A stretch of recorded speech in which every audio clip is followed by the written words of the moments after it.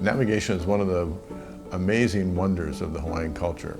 The fact that they could traverse huge and vast portions of the Pacific, traveling from island to island, is just one of the great accomplishments of the culture. And from a family perspective, my great-great-grandfather courted my great-great-grandmother, sailing across an 18-mile channel from Kauai to Niihau once a week. Did so at his own peril because he was not always the best navigator. We felt it was important for us to feature those accomplishments and those activities as part of our Moanakui Namoku process. We're heavily invested in making sure that the staff is knowledgeable. Many of them have wonderful experience on Hokulea and Hikianalia. And we want to share that with the visitors because it will always be one of the greatest accomplishments of the Hawaiians. And when you get on a plane in Chicago and land in Maui, you don't think about navigation too much. You think about having a restful trip and having a drink or two on the way, but you don't have to worry about navigation.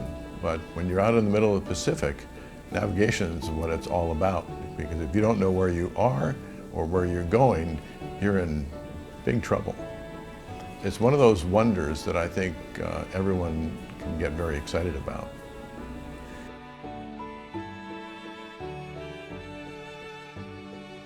Well, you know, we've been friends with Nainoa and PBS for quite some time.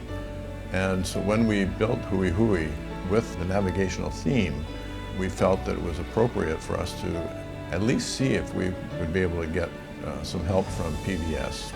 We had a wonderful conversation with Nainoa and several members of his staff.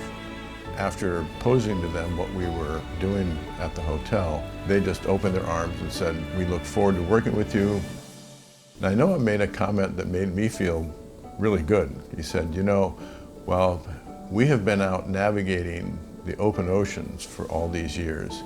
KBH has been navigating the visitor industry and the hotel business in many of the same ways, focusing on all of the Hawaiian cultural programs that you guys have established and continue to support."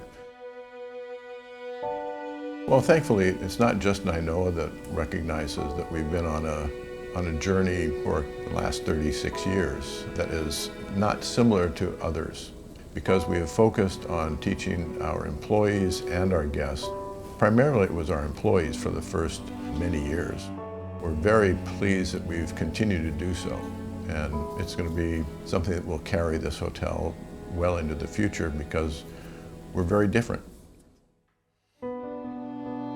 Well, we had been making Hawaiian replicas during Makahiki for about 4 years, I believe.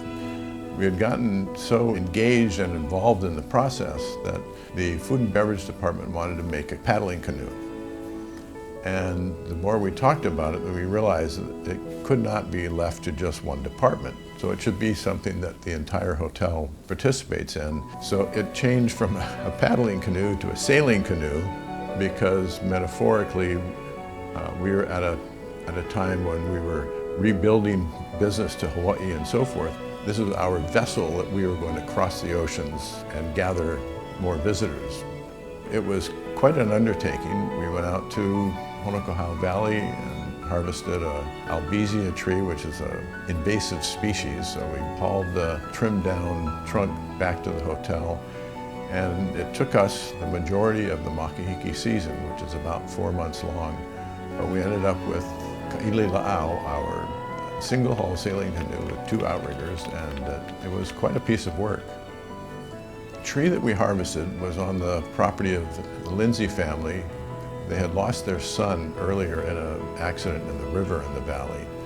And when we went to ask permission, their reaction was, "We just ask that you name the canoe after our son, Kaʻilila'au." So that's how it was named.